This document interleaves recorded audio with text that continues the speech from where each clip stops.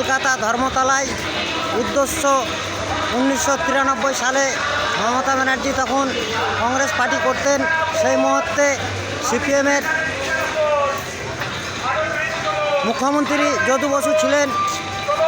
সে প্রায় 13 জনকে গুলি করে মেরে ফেলেছিল এবং অনেক লোকজন আহত হয়েছিলেন।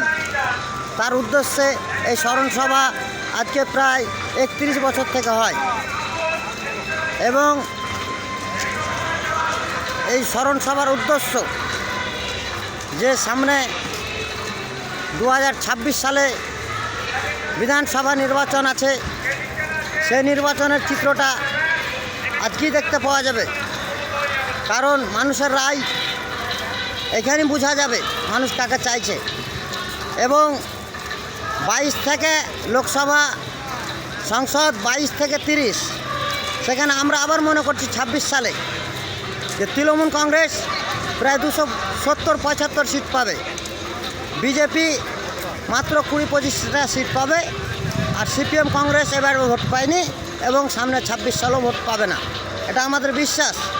এবং আমার নাম নিজামুদ্দিন শেখ, আমি তৃণমূল কংগ্রেসের কর্মী। বাড়ি আমার মুর্শিদাবাদ, সাগরদিঘি ব্লক, কাবিলপুর অঞ্চল।